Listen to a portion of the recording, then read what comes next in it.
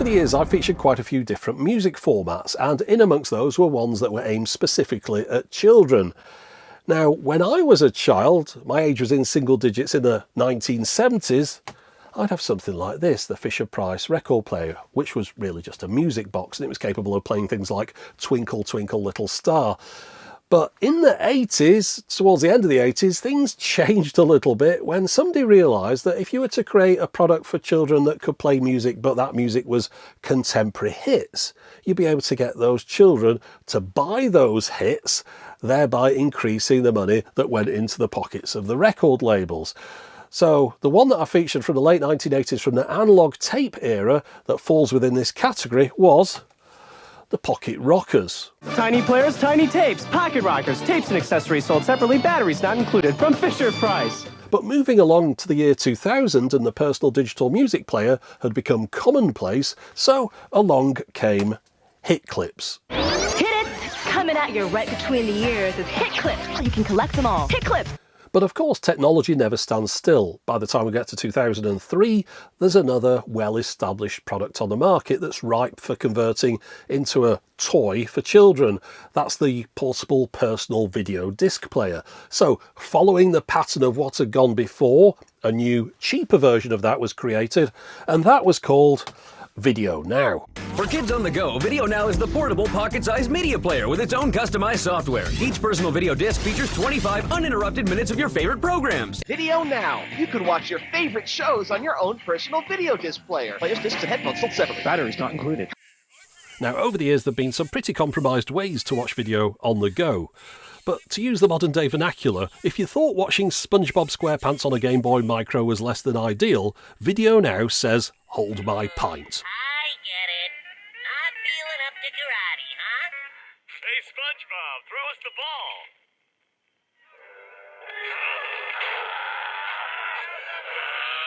It's hard to believe that this thing actually came out with a screen of this quality. It seems like they went to a lot of trouble and then really cheaped out at this point. The screen resolution is 80 by 80. It's non-backlit. It's got 16 grayscales, no colour here. And the video is running at 15 frames per second. And it's very difficult to get it on the camera with the light in the right place so that it's not reflecting off the screen, but it's lighting up the screen enough for you to see it. So I'm going to have to show a lot of B-roll in with this, I think. Of course, I don't have the history with this that some viewers would do. I'm sure there's a lot of people that have some very fond childhood memories of owning one of these things and it was their favourite toy and all that kind of stuff. But you've got to bear in mind I was in my early 30s when this came out. One thing I will say, the sound quality on this, What? Who said that?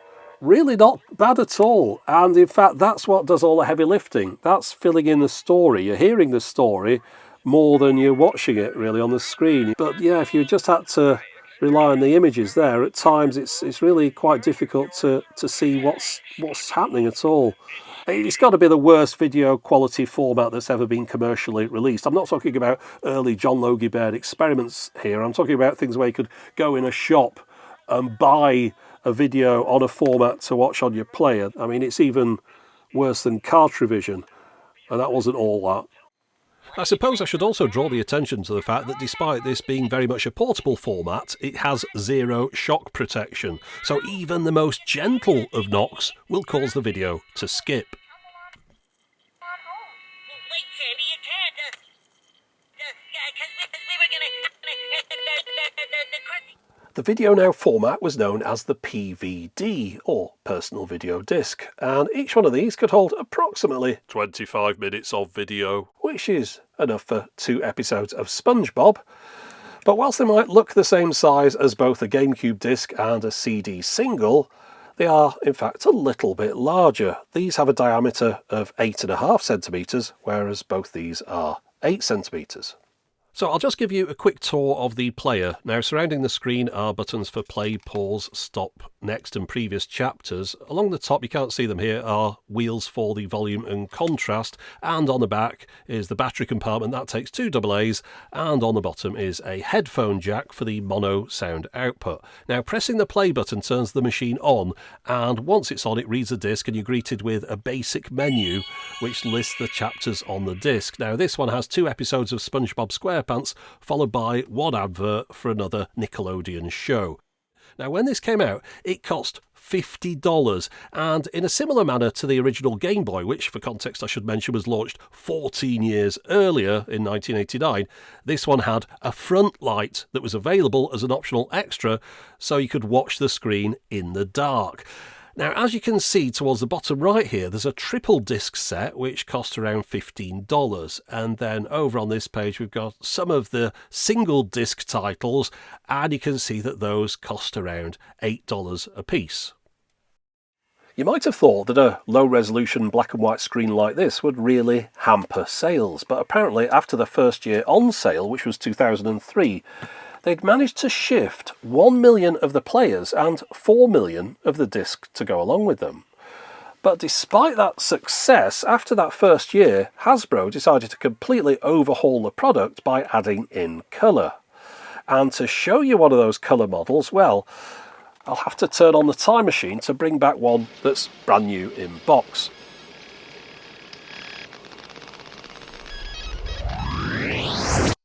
And of course I'll need some new colour PVDs to go along with that. Rather than just being an upgrade, this is really a complete relaunch of the product. I mean, it shares the same name, but we've got our new colour players specifically for playing these colour discs, and the discs themselves are a different size to the previous ones. These are larger, they're 10.7 centimetres in diameter. Again, that's a non-standard size. Of course, your standard CD or DVD or Blu-ray or UHD Blu-ray, they're all 12 centimetres across.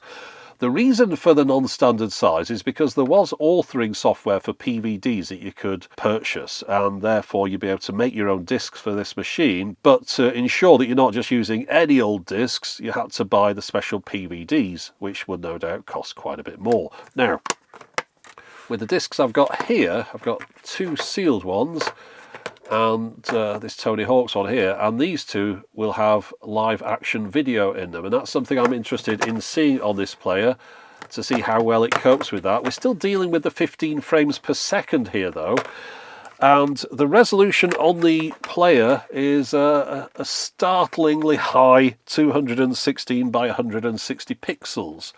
Well, it's a big step up, of course, from the 80 by 80 pixels of the previous model. So yeah, really a completely new system. And the earlier one, well, it shares very little in common with this. But I think what we need to do is to open this up. Yeah, it's been in its protective packaging ever since it was made, and yeah, some collector's item. This will be worth a fortune in the future. I very much doubt it, but it's definitely not going to be worth very much in a moment because I'm going to get it out of this box. And talking about packaging, if you look along the bottom here, you'll see various different languages and flags. Of course, that means that this is the model that was sold in Europe. I don't know whether the original black and white version ever made its way over here. If it did, it would have only been on sale for a short amount of time. This turned up a year after the original one, and once this turned up, there'd be very little incentive to get that black and white version. After all, this one even has a backlight on the display, and it cost roughly the same amount of money. There's the usual emphasis, as with all Tiger/Hasbro products, placed on buying accessories as well as swapping discs with your friends. VideoNow. You can watch your favorite shows on your own personal video disc player. I want choices. I want cool shows. Like Jackie Chan, Jimmy Neutron. The Fairly Odd Parents. Now! collectible and tradable. On disc after disc. VideoNow! Now! Fingers crossed the damn thing actually works. So there you go, that's what's in the box, the instructions and the device itself. No batteries and no discs. Now, talking about batteries, the compartment on the back here is held in with screws, and that gives you the impression that they want an adult to replace the batteries in here, just like with the previous model. And it's kind of going against the whole kind of cool teenage vibe that they're trying to project here when they're expecting you not to put your own batteries in the thing. Now, you see we've got the controls on the side here, previous and next. I believe if you hold those down, they'll also fast forward and rewind. That was a feature that wasn't on the black and white version. You could only skip chapters. And of course, we've got stop, play and pause. On the bottom, we've got an eject button, DC power input and headphone output. I believe the sound is just mono on this. And inside here looks like any normal disc mechanism, but just due to the difference in the size of the casing, if I was to say try and put in a 12cm UHD Blu-ray, whilst I'm sure the sensor would have fitted on that spindle just fine if you could have pushed it down. You can't push it down because the case is in the way, and of course you couldn't play it. Now, I believe that some people, when they were making their own PVDs, they used blank CDs and then cut the edge off the CD to get it to fit. It seems a lot of trouble to go to, but people do like playing around with things, so I can understand why. Anyway, talking about playing around, let's put some batteries in this and see if we can get it working. It takes 3 AA batteries. Now that's one more than the black and white player needed, but it's still very impressive. They could power a portable video disc player with a backlit colour screen quite so efficiently. Now, just like the previous one, there's no separate on-off button. I've noticed up here we've got a contrast and a volume now on the corners, but on the earlier one you just press the play button to turn it on, so let's see what that does. Yeah, the screen's on. Well, that's a good start, and yeah, you can see there it says no disc. So let's rectify that. Still very blocky looking images there on that startup. Okay, volume's up to full.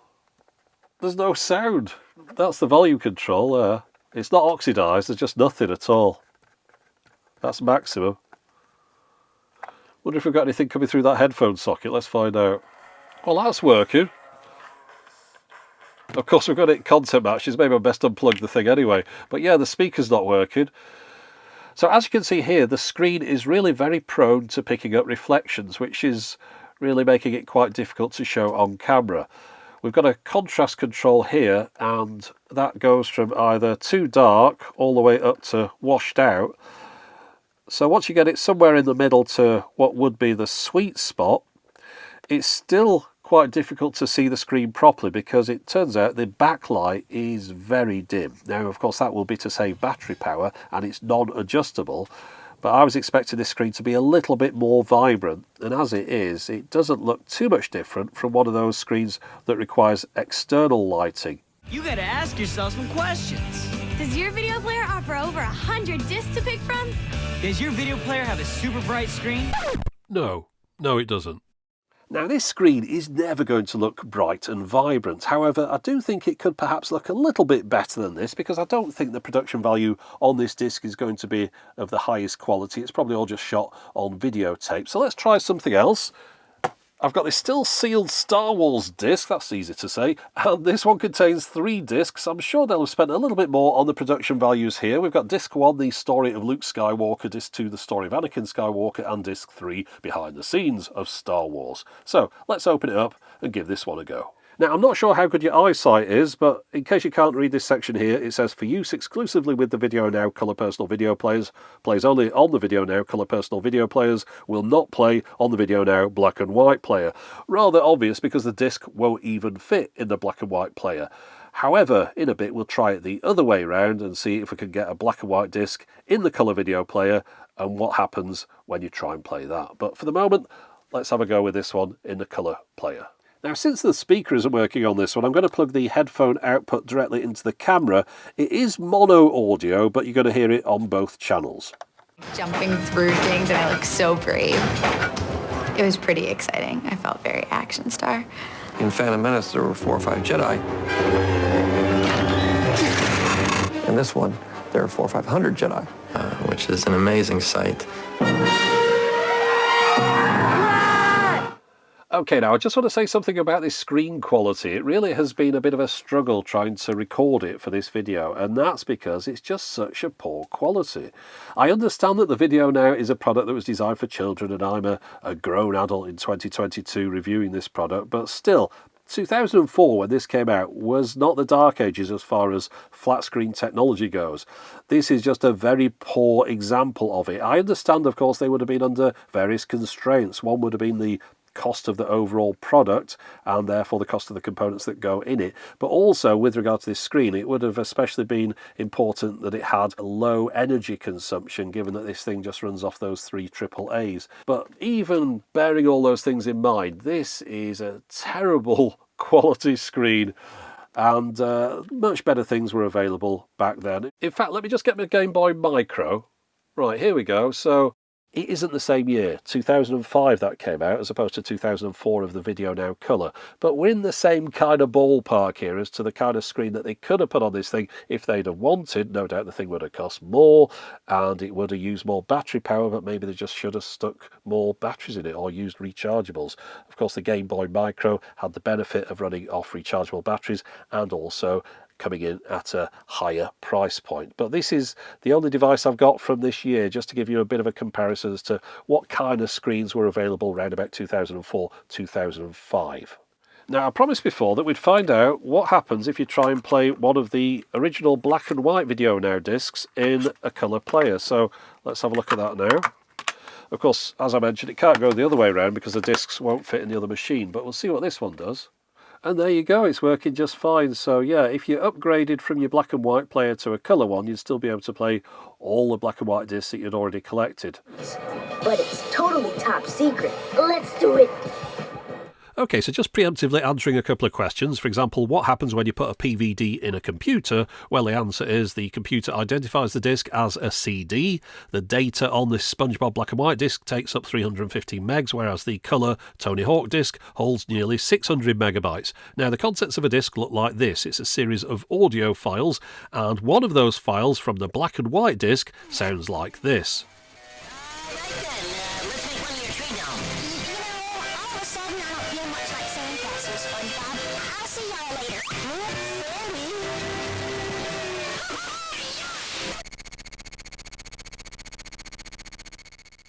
The contents of a colour disc look and act much the same, however, the audio on these isn't as recognisable.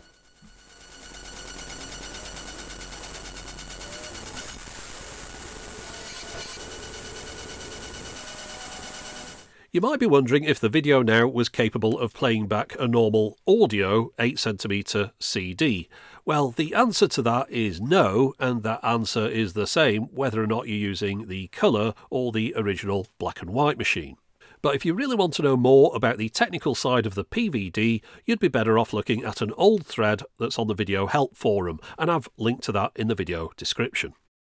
I just want to go through the history of the various VideoNow players. So it all started off with the $50 original black and white version in 2003, which turned out to be a bit of a surprise hit for Tiger. So they followed it up the next year, 2004, with the VideoNow Colour. At $75, it cost $25 more than the original, and the discs were around $1 more at $9 a piece for those single disc titles. Now, apparently, sales of the colour model were lower than had been expected and resulted in Hasbro throwing a lot more money into advertising the product than they originally intended. Now, the next year, 2005, they introduced another upgrade to the product, which seemed very much influenced by the Game Boy Advance SP.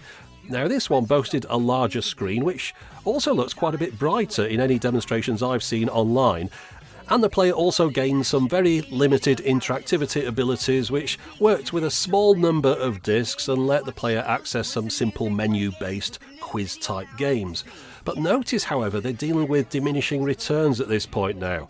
The new XP player at $60 was $15 less than the previous year's colour model, and the discs, those were now down to $6 for some of the single disc titles. And then on top of that, they're still having to throw loads of money at celebrity tie-ins. Hey, you can join me on tour and on the road with my exclusive VideoNow XP disc.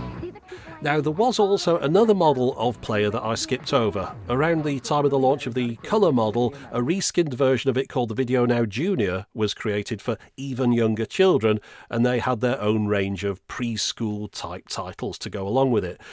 But moving on to the last update to the VideoNow range, now that one came in 2006 with the VideoNow Colour FX. Now, this was just a translucent version of the colour model from 2 years earlier. VideoNow is your backstage pass. Players and discs sold separately. Batteries not included. Plays only VideoNow discs. I want my video now! So it feels very much like a step backwards and an end-of-the-line product, and that's probably because it was. Now, I'm sure you're aware that expressing any opinion about anything at all on the internet nowadays is very dangerous, but my opinion on the VideoNow, ignore it. It's irrelevant, because if you had one as a child and you've got very fond memories of this toy, I understand that. I've got toys that I had as a child which wouldn't give me 1 minute of entertainment now, but I could play with for days on end when I was a child. So things are a little bit different when you're a child. So if you've got fond memories, hang on to those. They're almost certainly better than the reality of the product itself. And I'm sure I'm going to get the usual maybe yours is faulty type of thing. And maybe it is, maybe it isn't. But truthfully, it wasn't a great product when it was out, but it was good enough for what it was intended for, and that was to entertain children. Well, that and sell them a load of extra discs and things. But from what I've heard from people, they said they just had the one disc with it. And a lot of these things seem to end up in closeout sales where they bundle a load of discs with them. It wasn't on the market for all that long, so I'd imagine quite a lot of the people that have memories of it probably got one in a sale with a few discs and were more than happy.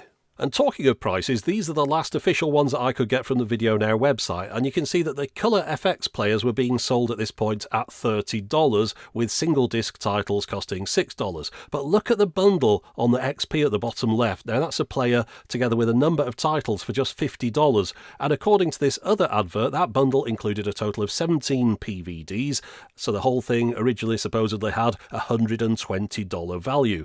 Now I'm sure there are quite a few kids who got this set and were totally happy with what they got and never thought to buy another PVD. I also suspect that Hasbro weren't as happy with how VideoNow had gone from being quite a big success to a closeout special in just over 3 years. I was just thinking about how long ago it was since VideoNow came out and how our sensibilities have changed quite a bit since then, and I'm not sure whether a product like this would be able to exist nowadays. By that I mean the first VideoNow came out in 2003, the black and white version. We're talking nearly 20 years or so ago now. Now, you'd be surprised if things hadn't changed in 20 years, but I'm not sure whether or not you'd be able to launch a product like this and for it to be accepted. You try to sell the latest pop music artist to a young child who's then going to pester their parents for the money, and the money is going to end up in the pockets of the record labels. It all just seems a little bit cynical. And hot celebrities like Raven Simone and Romeo. And music videos from Hilary Duff, Jesse McCartney, and Simple Plan. Even go behind the scenes on the video shoot for Simple Plan's Welcome to My Life. I say with my toy when I was a kid, the Fisher-Price thing, you got the toy and it came with the discs and it played nursery rhymes, and that was kind of seems a lot more innocent in a way. More than 100 discs to pick from. More discs, more fun. On VideoNow. Each sold separately. Batteries not included. Only plays VideoNow discs. But I hope you've enjoyed having a look at the VideoNow here today. I've certainly enjoyed having a play around with it for the first time, and I do see the appeal of it, but with the benefit of history, it's not looking great nowadays. But yeah, if you enjoyed it when you were a kid, just hold on to those memories, but don't go back and have a look at it because you might be a little bit disappointed. Anyway, that's it for the moment. As always, thanks for watching.